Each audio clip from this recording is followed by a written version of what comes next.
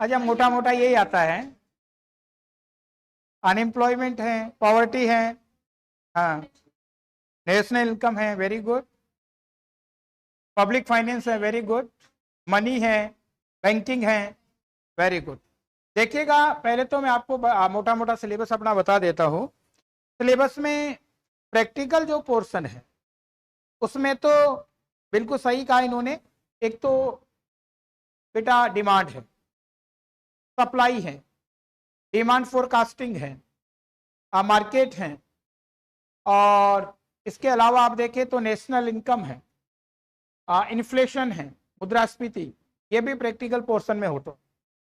Theory portion में आप देखें तो गरीबी है, बेरोजगारी है, इसके अलावा गरीबी बेरोजगारी है, डेवलपमेंट प्रोग्राम है, पर्यटन है, 5 ईयर प्लान है, ये आपके बजट प्रवृत्ति हैं, जिसको आप कह सकते हैं lock with public finance.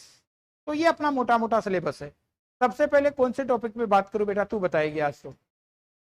Demand, देख ले, तेरी है ना, तेरे घर वाले भी नहीं सुनते, मैं सुन रहा हूं, और वो है डिमांड। डिमांड शुरू कर दे साहब, क्या हुआ, इसको चालू करो भाई।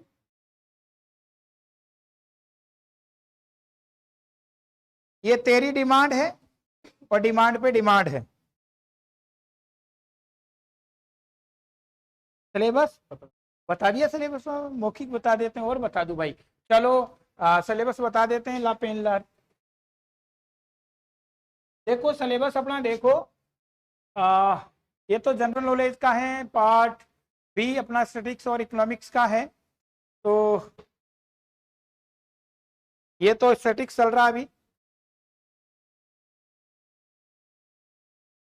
इकोनॉमिक्स में आप देखें तो लॉ ऑफ डिमांड है, सप्लाई है, कॉन्सेप्ट ऑफ इलास्टिसिटी है, डिमांड फोरकास्टिंग है, विभिन्न बाजारों में कीमत निर्धारण है, नेशनल इनकम है, economic growth and economic planning है, इन्फ्लेशन है, मनी है, बैंकिंग है, फाइनेंशियल लोकवित्त है, और राजस्थान की इकोनॉमी में आप देखें तो एग्रीकल्चर है, इंडस्ट्री है, पशुधन है, डेवलपमेंट है, पब्लिक स्टेट इनकम है, अनएम्प्लॉयमेंट है, और एसडीआई है।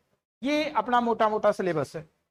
बेटा ने आज जिस टॉपिक की बात की कि साहब डिमांड पे बात करनी चाहिए, तो डिमांड पे अपन बात शुरू करते हैं। देखिए बेटा, वो डिमांड पे आने से पहले आपको 3 बातें पता होनी चाहिए। 3 बातें कौन कौन सी हैं? एक तो होती है बेटा इच्छा। डिमांड पढ़ने से पहले हमारे को पता होनी चाहिए, एक तो क्या होती है, बोलो। और इच्छा के ये मैं पंख लगा रहा हूं। पंख क्यों लगा रहा हूं? क्योंकि इच्छा कैसी होती है? अनंत। डिमांड पे आने से पहले मैं बात कर रहा हूं इच्छा की। इच्छा की हम बात करें तो इच्छा के मैंने ये पंख लगाए हैं। पंख लगाने का मतलब है इच्छा कैसी होती है? अनंत। कैसी बेटा? अनंत होती। अब बात आती इच्छा अनंत क्यों होती है? तो इच्छा अनंत होती है, इसके भी 2 कारण हैं। एक तो इच्छा का संबंध है वो हमारे मन से होता है, इच्छा का संबंध हमारी कल्पना से होता है, और दूसरी बात है इच्छा करने के लिए आपको किसी प्रकार का मौद्रिक भुगतान नहीं करना पड़ता है। बोलो, सही बोल रहा हूं क्या? इच्छा का संबंध किससे होता है बेटा? मन से, हमारी कल्पना से। एक कारण तो ये है। दूसरा कारण, किसी चीज की इच्छा करने के लिए हमारे को मौद्रिक भुगतान करने की जरूरत नहीं होती। अपन बैठे बैठे कुछ भी इच्छा कर लेते हैं। क्यों कर लेते हैं? क्योंकि उसके लिए हमारे को कोई खर्च करना नहीं पड़ता। तो इच्छा अनंत होती है।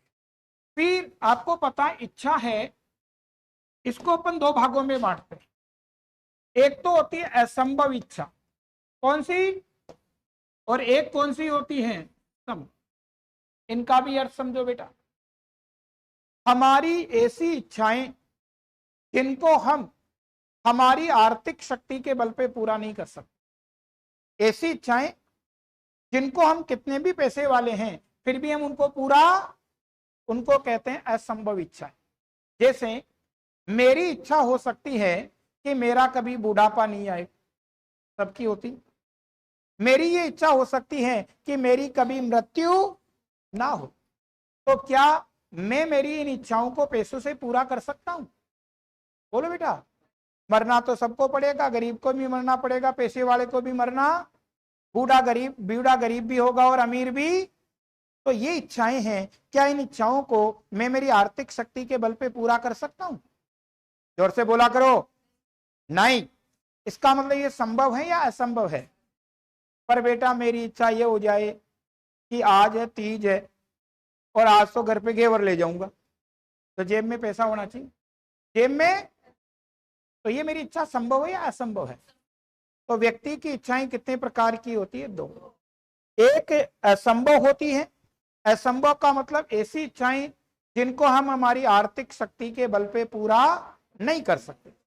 दूसरी संभव इच्छाएं, ऐसी इच्छाएं जिनको हम हमारी आर्थिक शक्ति के बल पे क्या कर सकते हैं? पूरा।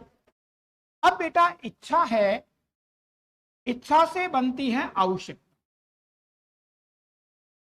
इच्छा से क्या बनती है? बोला करो। नौकरी हमेशा मैंने देखा जो बोलते हैं उनकी लगती है। तो इच्छा से क्या बनती है? और आवश्यकता कैसी होती है? ऐसे। ध्यान रखना, व्यक्ति की असंभव इच्छा है वो कभी आवश्यकता नहीं होती, क्योंकि उनको तो हम पूरा कर ही नहीं सकते। तो व्यक्ति की जो ये संभव इच्छा है वो उसकी क्या बन जाती है बेटा? आवश्यकता। तो क्या सारी इच्छाएं आवश्यकता होती है क्या? सारी इच्छाएं आवश्यकता होती है क्या? नहीं। केवल कौन सी इच्छा आवश्यकता बनती है? संभव। कौन सी? अब बेटा आवश्यकता से बनती है मांग।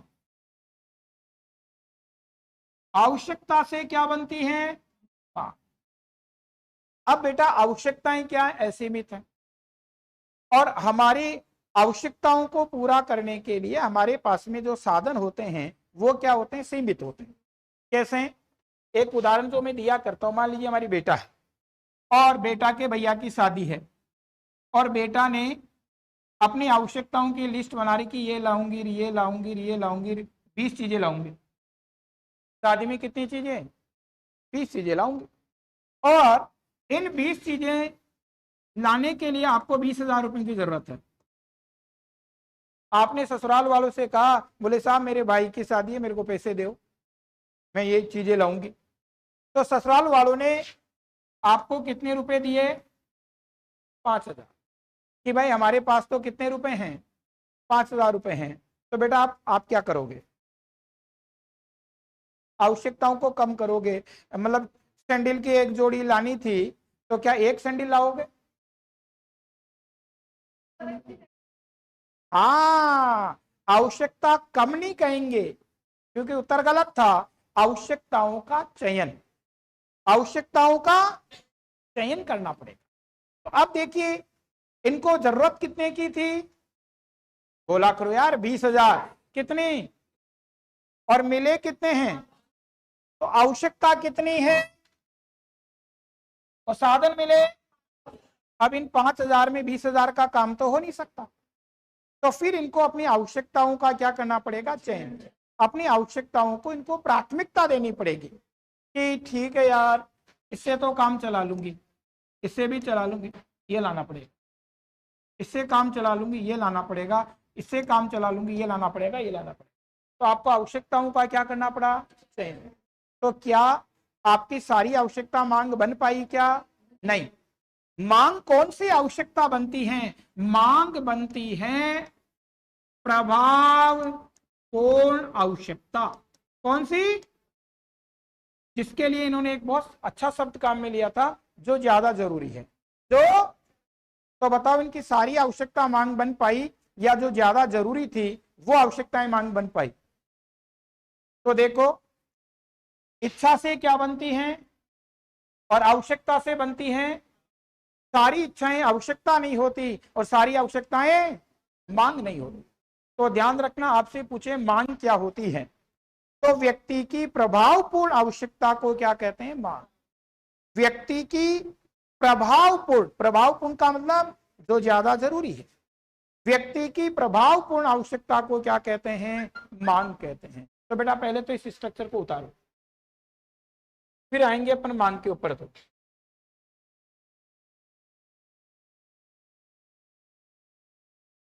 हाँ बेटा बोल। हाँ इंग्लिश में बोल देंगे। इंग्लिश में ये कर बेटा, डिजायर,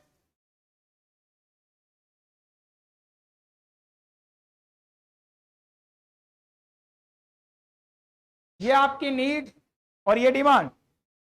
डिजायर से नीड बनती है, नीड से डिमांड बनती है। सारी डिजायर डिमांड नहीं, सारी डिजायर है वो नीड नहीं होती, और सारी नीड डिमांड नहीं होती। तो कौन सी इफेक्टिव जो नीड होती है, कौन सी इफेक्टिव कह दो, सो पावरफुल कह दो, वो डिमांड बनेगी। इच्छा, इच्छा से बनती है आवश्यकता, आवश्यकता से बनती है मांग।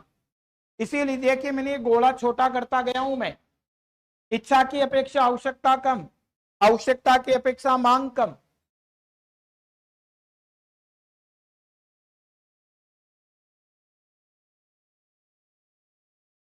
हाँ ये डिब्बे छोटे करते चलना, ये बात।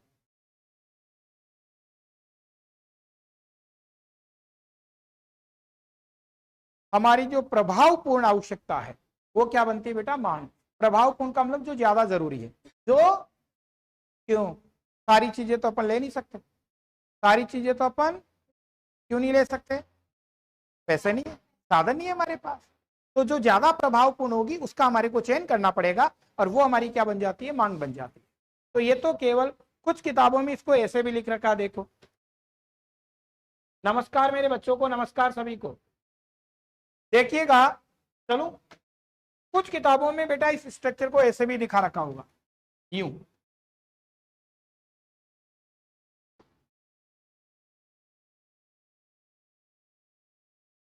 इस तरीके से, ठीक है, यूं। यानी ये तो क्या हो गई? इच्छा से छोटी और आवश्यकता से छोटी। कुछ किताबों में इसको ऐसे भी दिखा रखा है। तो बात एक ही है, इच्छा से बनती है आवश्यकता, आवश्यकता से बनती है मांग। अब हेडिंग डालना मेरे बच्चों, मांग के तत्व, बेसिक एलिमेंट्स ऑफ डिमांड। मांग के तत्व कितने एलिमेंट होते हैं? कितने तत्व होते हैं? How many elements of demand? No, कोई बात नहीं। कितने तत्व होते हैं मांग के? है श्रम, पूंजी, ये तो उत्पादन के साधन है बेटू। बताओ रे बच्चों। 5 होते हैं, कौन कौन से?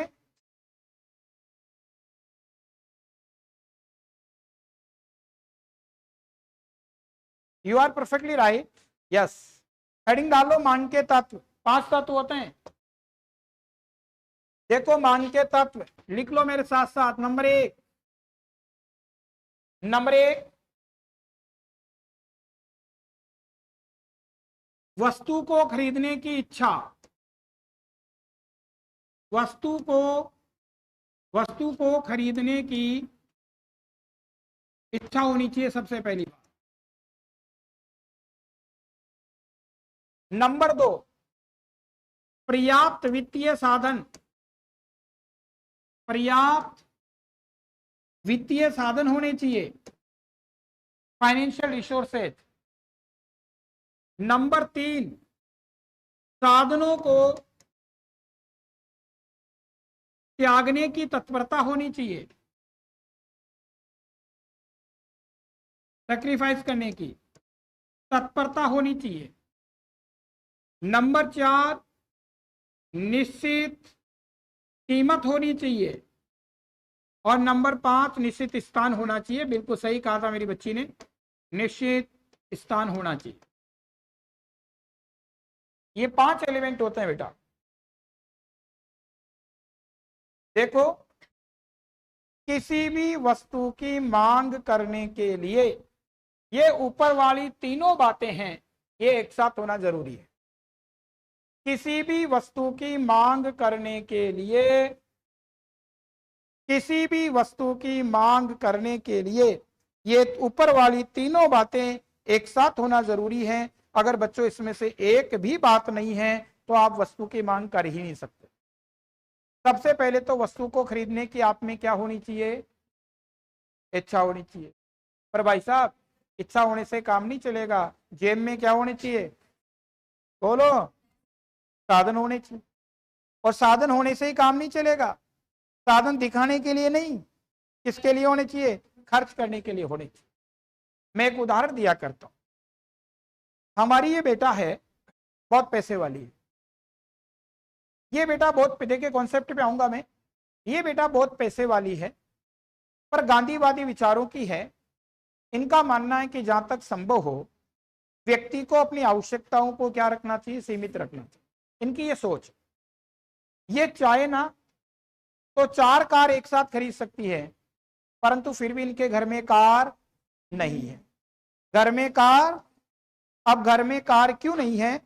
आपके पास में साधन तो हैं, पर आपके पास में कार खरीदने की इच्छा, इसलिए घर में कार नहीं है। तो इनके घर में कार क्यों नहीं है? जोर से बोला कर। क्या नहीं है? इच्छा नहीं है। साधन है पर, अब चलो हमारी बेटा की, ये भौतिकतावादी प्राणी है और इसकी सोच है कि सारे रिश्तेदारों के, अड़ोसी पड़ोसियों के कार है, कार तो अपने भी होनी चाहिए। पर बेटा इनका पॉकेट अलाउ नहीं करता, यानी इनके पास में क्या नहीं है? साधन नहीं। इच्छा है पर, इसलिए इनके घर पे भी कार नहीं है।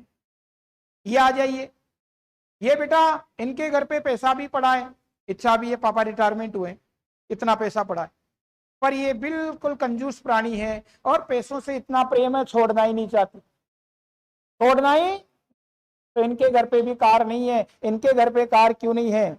इच्छा है, साधन है, पर साधनों को खर्च करने की तत्परता। कार किसके घर पे आएगी? कार उसके घर पे आएगी जहां तीनों चीजें एक साथ हो। इच्छा भी है ना? बोलो है। साधन भी और खर्च करने का फड़फड़ाहट भी है। तो आज बुधवार है, जाओ पैसा फेंको और कार लियो। तो तीनों चीजें एक साथ होनी चाहिए, इच्छा, साधन, तत्परता। और वैसे कितने एलिमेंट होते हैं? 5। उतार लिया क्या बेटा? अगली हेडिंग डालना, मांग और मांग की मात्रा। मांग, मांग, demand and quantity of demand.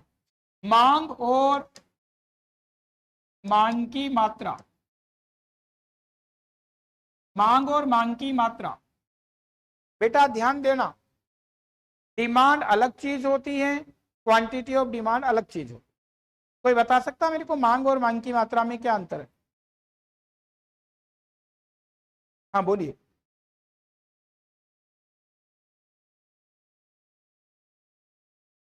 बिल्कुल सही है, बिल्कुल सही बात। वो मांग की, बिल्कुल सही कहा मेरी बेटा ने। देखिए बोलने का अधिकार सबको, बोला करो, गलत हो जाएगा कोई बात नहीं। बिल्कुल सुंदर उत्तर है इनका।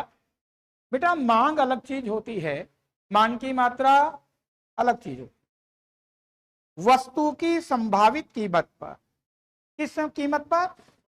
वस्तु की संभावित कीमत पर आप जितनी इकाइयां खरीदने के लिए तैयार होते हो, तैयार होते हो, वो तो क्या है? मांग। वो तो क्या है? और वस्तु की निश्चित कीमत पर जितनी इकाइयां आप खरीद लेते हो वो होती है मांग की मात्रा। बहुत सुंदर उदाहरण दूं। एक आम वाला जा रहा था, मेरे उदाहरणों को ध्यान रखना। आम वाला जा रहा था बेटा, मैंने आम वाले को रोक लिया और मैंने कहा रे भैया आम क्या भाव दे रहे हो? बोले साहब 80 रुपए किलो। कितने रुपए किलो? तो मैंने कहा यार 60 के भाव लगा ले, 4 किलो आम ले लूंगा। करते हैं क्या अपन व्यवहार में?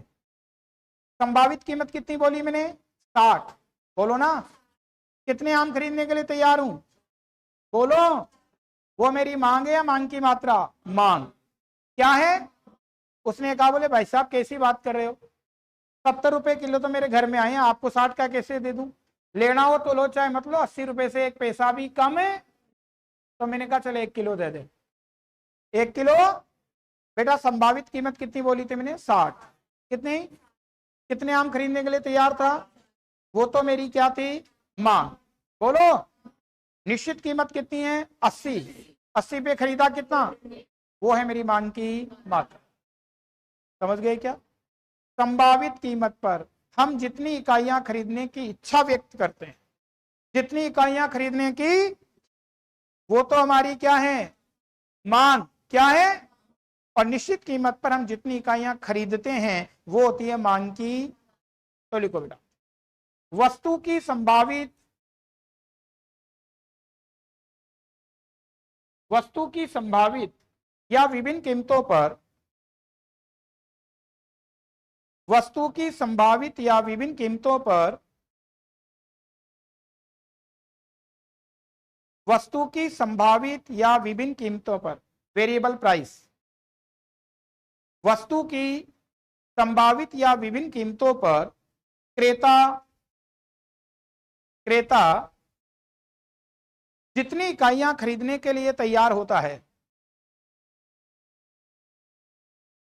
क्रेता बायर्स, क्रेता जितनी इकाइयां खरीदने के लिए तैयार होता है, क्रेता जितनी इकाइयां खरीदने के लिए तैयार होता है उसे मांग कहते हैं।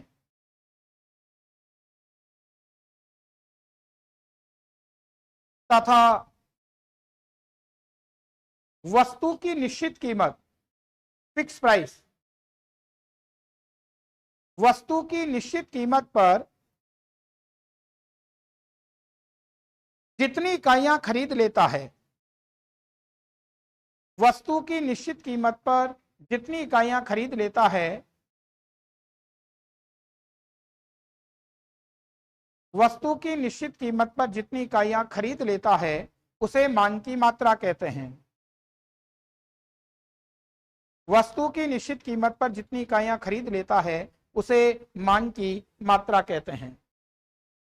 तो बेटा मांग और मांग की मात्रा आप समझ गए होंगे। अपन बेटा संभावित प्राइस पर अपन जितनी इकाइयां खरीदने के लिए क्या है, तैयार, क्या है, वो हमारी क्या है, मांग।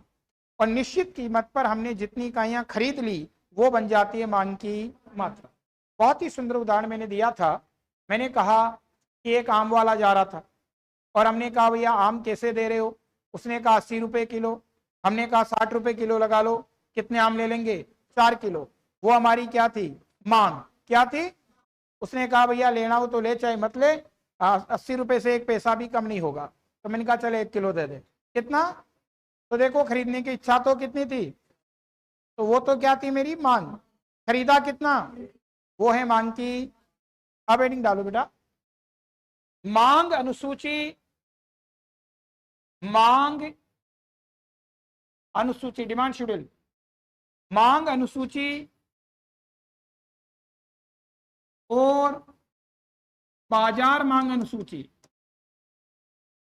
मांग अनुसूची और बाजार मांग अनुसूची, demand schedule and market demand schedule. कुछ नहीं है, बहुत आसान चीजें। इधर देखो बेटा, मांग अनुसूची क्या होती है और बाजार मांग अनुसूची क्या होती है। मांग अनुसूची का संबंध होता है एक क्रेता से। किससे? आप जितनी मांग करोगे ना वो आपकी मांग अनुसूची है, आप जो मांग करोगे वो आपकी मांग अनुसूची है, आप मांग करोगे वो आपकी मांग अनुसूची है, मैं मांग करूंगा वो मेरी मांग अनुसूची है। और अपन सबकी मांग को जोड़ दें तो किसकी बनती है, बाजार।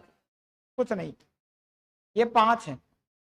क्रेता A B C D E.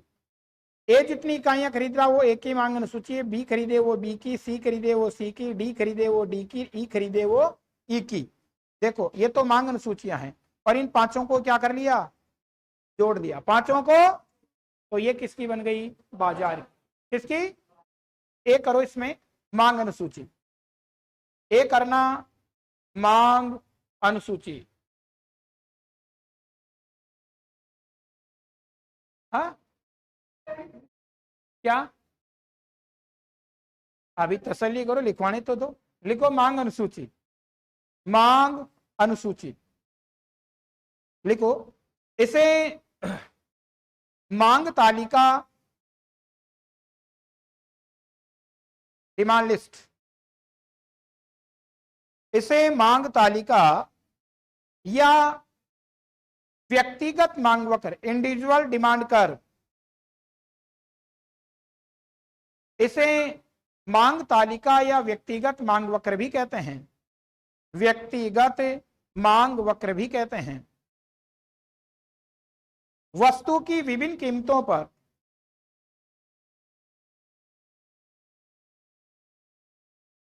एक क्रेता, वस्तु की विभिन्न कीमतों पर एक क्रेता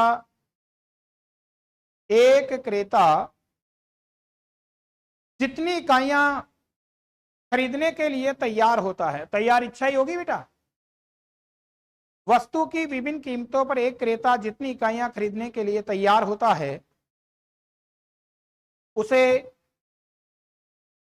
मांग अनुसूची कहते हैं, उसे मांग अनुसूची कहते हैं।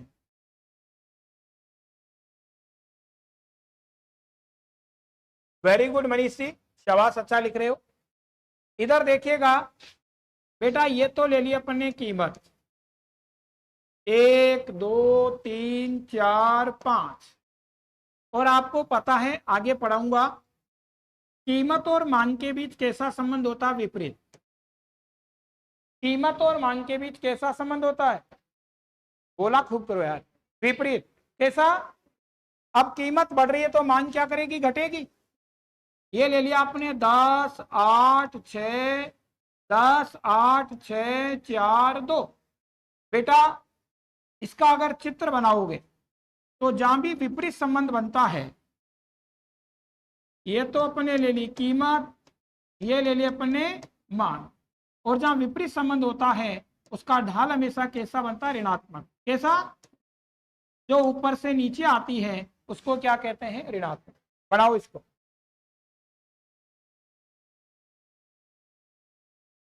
ये डिमांड शेड्यूल है बेटा, जहां एक क्रेता की बात हो, negative slog. Very good.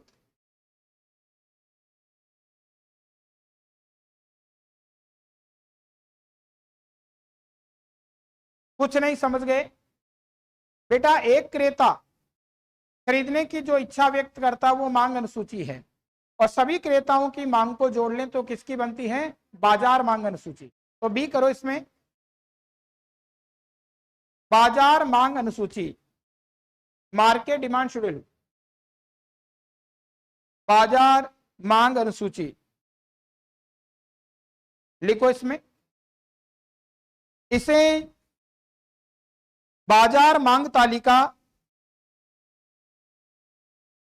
Market demand list, इसे बाजार मांग तालिका या बाजार मांग वक्र भी कहते हैं, मार्केट डिमांड कर्व। इसे बाजार मांग तालिका या बाजार मांग वक्र भी कहते हैं।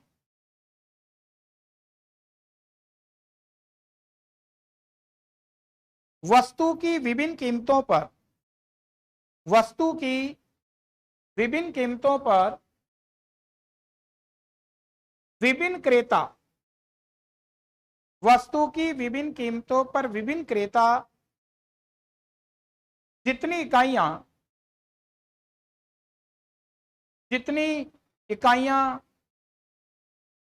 खरीदने के लिए तैयार होते हैं, जितनी इकाइयां खरीदने के लिए तैयार होते हैं उनका क्षैतिज योग, क्षैतिज, ये वाला बेटा यूं जो होता है क्षैतिज योग, हॉरिजॉन्टल, क्षैतिज योग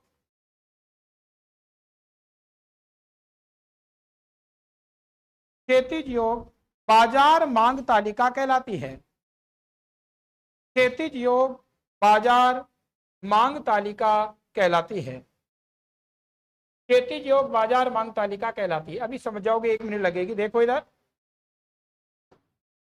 ये तो लिया बेटा अपन ने कीमत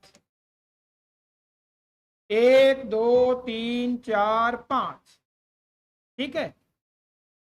ये ले लिया अपन ने क्रेता ए, क्रेता ए,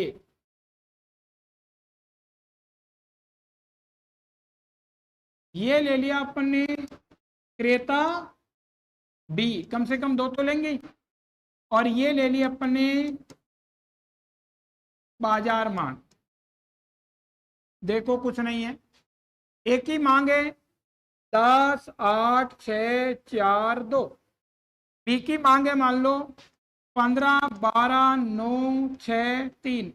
आंकड़े कुछ भी ले लो, बस इतना ध्यान रखना है कीमत बढ़ती है तो मांग कैसी होगी, घटती होगी।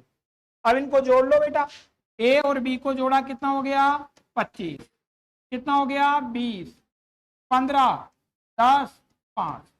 देखो ये तो किसकी मांग है, ए की, ये किसकी है, दोनों को क्या किया है और जोड़ते किसकी बन गई। तो ये तो बेटा इसकी लिस्ट बनी है। अगर कारो बनाओ तो कारो भी देख लो, ये कीमत है, ये मांग है,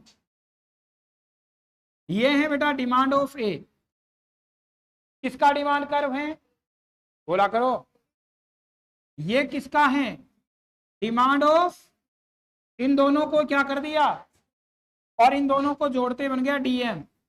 डीएम का मतलब है डिमांड ऑफ मार्केट, और demand of market equal to A plus, इन दोनों को जोड़ने से तो बना है।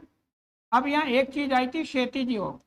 क्षैतिज योग का मतलब है किसी भी पर्टिकुलर कीमत पर इन तीनों की मात्रा को हम अलग अलग बता सकते हैं।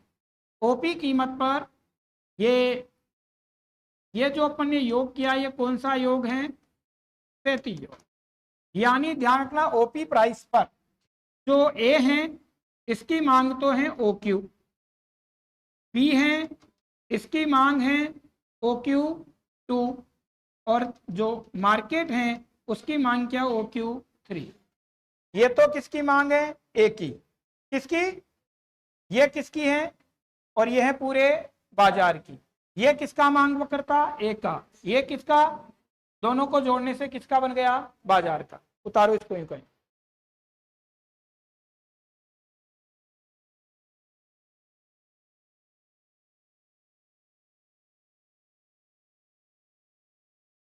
आप क्या पहले ऑनलाइन स्टूडेंट थे क्या, गुड गुड गुड गुड।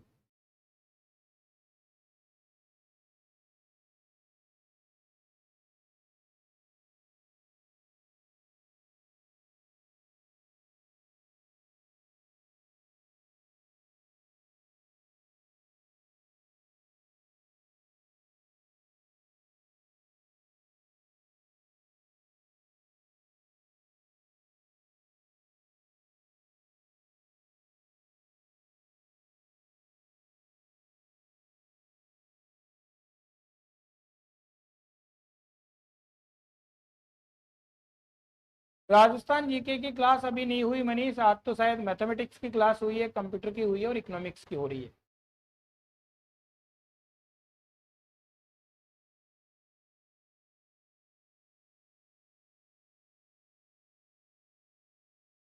कहीं दिक्कत आए बेटा पूछ लिया करो, एक बार नहीं 10 बार पूछ लिया करो। हो गया, अब इसका तो कोई इलाज ही नहीं। जब तू समझने, वो तो मैनेजमेंट बताएगा। जब ये बाकी बच्चे समझ रहे हैं तो समझना ही नहीं चाहती, तो इसका तो कोई इलाज ही नहीं है। अच्छा चलो, एक सुन, पढ़ने और कुछ करने के लिए इच्छा शक्ति का होना बेहद जरूरी होता है, बेहद जरूरी होता है। तेरे को मैं बता दूं, अभी एसओ का जो 72 पोस्ट थी, उस 72 पोस्ट में से 50% है विवेकानंद से निकले हैं, स्टैटिकल ऑफिसर में लगभग। और उसमें भी मोस्टली आधे से ज्यादा इंग्लिश मीडियम वाले हैं। उन्होंने पढ़ा तो यही था, पर उन्होंने इच्छा शक्ति रखी, कुछ जानने की इच्छा रखी। इच्छा शक्ति डेवलप करनी पड़ती है बेटा, आ जाता है धीरे धीरे, सब आता है। हाँ जी, एक चीज नोट करके लिखो, नोट करके लिखो, सुनो, ये प्रश्न पूछा हुआ है, पहले लिखवा दूं। मांग अनुसूची, डिमांड शेड्यूल, मांग अनुसूची या मांग वक्र, डिमांड कर्व, मांग अनुसूची या मांग वक्र, डिमांड कर्व बनाते समय ये प्रश्न पूछा हुआ है। मांग अनुसूची या मांग वक्र बनाते समय वस्तु की कीमत के अतिरिक्त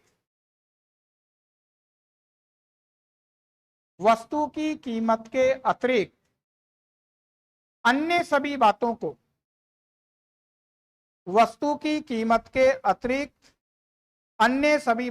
बातें अदर फैक्टर्स, हाँ जी, हाँ जी बिल्कुल, अन्य सभी बातों को स्थिर मानकर चला जाता है, अन्य सभी बातों को स्थिर मानकर चला जाता है। वो कौन कौन सी बातें होती है वो अपन आगे पढ़ेंगे। तो ध्यान रखना, मांग के नियम में कीमत के अतिरिक्त अन्य सभी बातों को स्थिर मान के चला जाता है। बेटा देखो अब कैसे किन किन बातों को स्थिर मानेंगे थोड़ा सा मैं बता दूं। पहले बेटा मांग के नियम की बात कर रहे हैं, अपन पढ़ रहे हैं मांग का नियम। देखना या शॉर्ट बातें करेंगे फिर डिटेल से अपन बात करेंगे। मांग का नियम, सबसे पहली बात तो ध्यान होनी चाहिए, मांग के नियम का संबंध है उपभोक्ता या क्रेता से होता है। सही है क्या? अरे वस्तु की मांग कौन करता बाजार में? वस्तु की मांग करता उपभोक्ता या क्रेता, पहली बात। दूसरी बात, मांग का नियम है ये बेटा गुणात्मक कथन है। कौन सा कथन? अर्थशास्त्र में दो प्रकार के कथन अपन पढ़ते हैं, एक होता क्वांटिटिव और एक होता क्वालिटिव।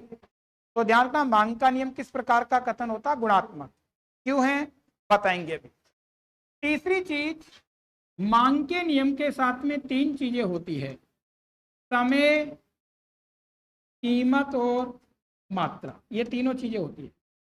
निश्चित समय और निश्चित कीमत पर खरीदी गई मात्रा, निश्चित समय और निश्चित कीमत पर खरीदी गई। तो मांग के नियम के साथ में तीनों चीजें होती है, समय भी होनी चाहिए, कीमत भी होनी चाहिए, मात्रा भी होनी चाहिए। बेटा नियम क्या है? नियम देखो पहले, अन्य बातों के समान या स्थिर रहने पर, अन्य बातें कौन कौन सी पढ़ूंगा, स्थिर रहने पर। अगर किसी वस्तु की कीमत बढ़ जाती है तो बाजार में उस वस्तु की मांग की मात्रा है वो क्या करती है? घट जाती है। अगर किसी वस्तु की कीमत बढ़ जाती है तो बाजार में उस वस्तु की मांग की मात्रा घट जाती है। और यदि किसी वस्तु की कीमत घट जाती है तो बाजार में उस वस्तु की मांग की मात्रा है वो क्या करती है? बढ़ जाती। यहां आप देख रहे हो कीमत और मांग की मात्रा, इन दोनों के बीच में कैसा संबंध है? बोला करो ने यार, विपरीत संबंध है। देखो कीमत बढ़ रही है, मांग की मात्रा घट रही है, कीमत घट रही है, मांग की मात्रा। और जहां भी विपरीत संबंध होता है उसका ढाल कैसा होता है? ऋणात्मक। कैसा? बेटा ध्यान रखना, यही बता दूं, जहां सीधा संबंध हो, जहां पर उसका ढाल हमेशा कैसा होता है? धनात्मक। और जहां विपरीत संबंध हो उसका ढाल कैसा होता है? ऋणात्मक। ऋणात्मक और धनात्मक बता दूं मैं आपको, जो रेखा ऊपर से कहां आती है उसको तो क्या कहते हैं, और जो रेखा नीचे से उसको क्या कहते हैं? ये अभी यही बता देता हूं, हालांकि आगे चीज आएगी। तो फिर से ध्यान देना, मांग के नियम की अपन बात कर रहे हैं। तो मांग के नियम का संबंध किससे होता है? मांग के नियम का संबंध होता है उपभोक्ता से। किससे? अरे वस्तु की मांग कौन करता है बाजार में? उपभोक्ता करता है। मांग का नियम किस प्रकार का कथन है? गुणात्मक। बेटा अपन दो प्रकार के कथन इकोनॉमिक्स में पढ़ते हैं, एक गुणात्मक होता है, एक मात्रात्मक होता है।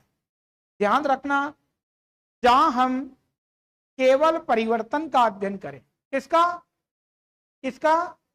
उसको तो कौन सा कहते हैं? गुणात्मक। और जहां प्रतिशत परिवर्तन पड़े, कौन सा? उसको कहते हैं मात्रात्मक। आगे इलास्टिसिटी ऑफ डिमांड है, मांग की लोच है, वो कैसा होता है? मात्रात्मक। कैसा? और मांग का नियम कैसा है? गुणात्मक। मांग के नियम में आप परिवर्तन पढ़ रहे हो या प्रतिशत परिवर्तन? देखो, कीमत बढ़ेगी, मांग की मात्रा कितने प्रतिशत घटेगी पता है क्या? केवल क्या पढ़ रहे हो? परिवर्तन, चेंज। क्या पढ़ रहे हो? चेंज पढ़ रहे हो। और जहां चेंज पढ़ते हैं वो गुणात्मक, और जहां परसेंटेज चेंज पढ़ते हैं वो कौन सा होता है बेटा? मात्रा। तो कुछ भी नहीं है। फिर से देखना, मांग के नियम का संबंध उपभोक्ता या क्रेता से होता है। मांग का नियम किस प्रकार का कथन है? गुणात्मक कथन है।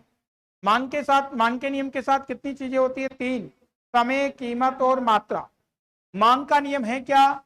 अन्य बातों के समान रहने पर अगर किसी वस्तु की कीमत बढ़ेगी, मांग की मात्रा, कीमत घटेगी, मांग की मात्रा, कीमत और मांग की मात्रा के भी संबंध कैसा है? और जहां विपरीत संबंध होता है उसका ढाल कैसा होता है? तो उतारो यूं कहीं।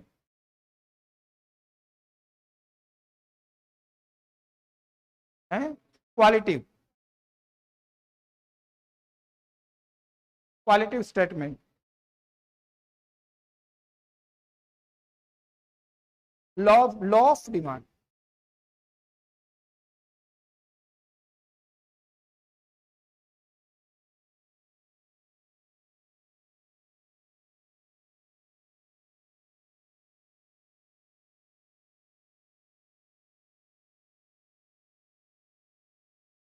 Buyers, consumers.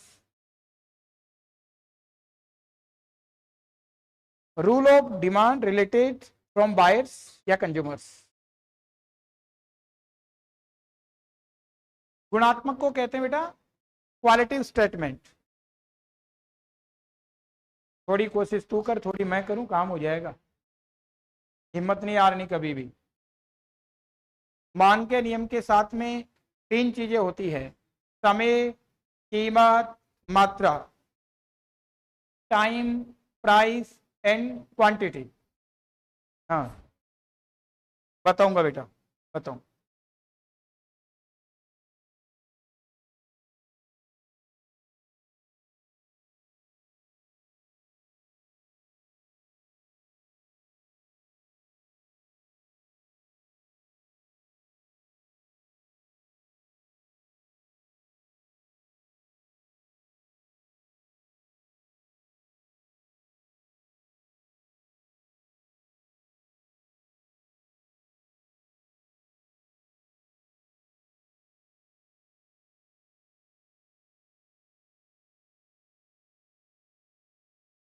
बेटा ये विपरीत है ना, अंग्रेजी में तो एक ही शब्द रहेगा, रिवर्स।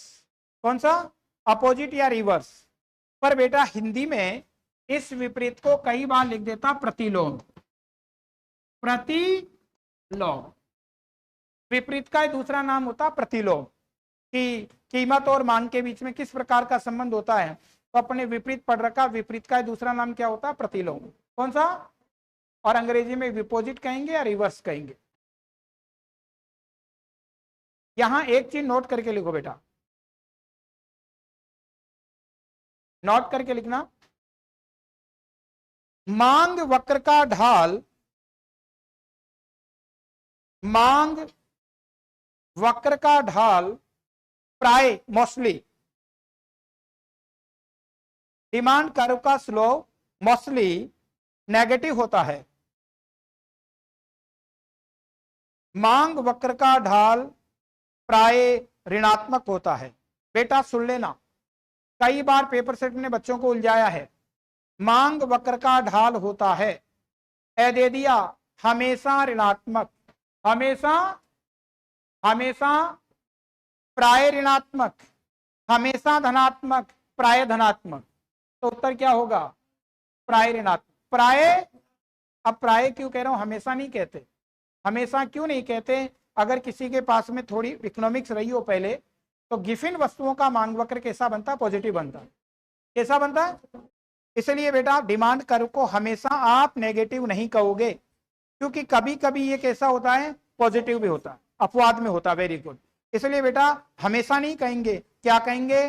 प्राय ऋणात्मक। क्या कहेंगे? अब देखो, ऋणात्मक बनाने की जरूरत है क्या, ऊपर बना लिया था। अगर बनाओ तो ऋणात्मक किसको कहते हैं, जो अपन ने ऊपर बनाया था, ये कीमत, ये मांग की मात्रा, ये ले लिया डी, और ये कैसा होता है, ऋणात्मक बना लो, ऋणात्मक। इसको नकारात्मक भी कहते हैं, नकारात्मक, हिंदी वाले 2-3 नाम है। इसी को कहते हैं अधोगामी, अधोगामी। और इसी को लिख लो बेटा बाईं से दाईं ओर, कोई सा भी नाम दे देता है, बाईं से दाईं ओर।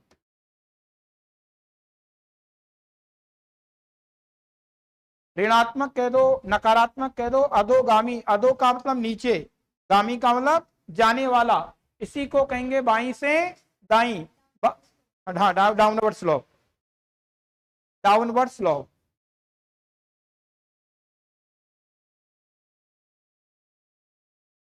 कोई भी शब्द देता शब्दों के जाल में उलझ जाता है। जो रेखा ऊपर से नीचे आ रही है, ऋणात्मक कह दो, नकारात्मक कह दो, अधोगामी, अधो का मतलब नीचे, गामी का मतलब जाने वाला, अंग्रेजी में कहते हैं डाउनवर्ड स्लोप। और इसी को कहते हैं बाईं से दाईं ओर, बाईं से दाईं ओर, ऊपर से नीचे भी कह सकते हैं, बात एक ही है। और इस किस कंडीशन में आएगा, कंडीशन तब होगी जब संबंध कैसा हो, विपरीत। कैसा संबंध, ये संबंध हो, एक चीज बढ़े और एक घटे, तो ध्यान रखना इसको विपरीत संबंध कहते हैं। और जहां भी विपरीत संबंध आता है उसका ढाल हमेशा कैसा होता है, और आगे चर्चा करेंगे अपन, बोलो कल। Bye bye today, thank you बेटा।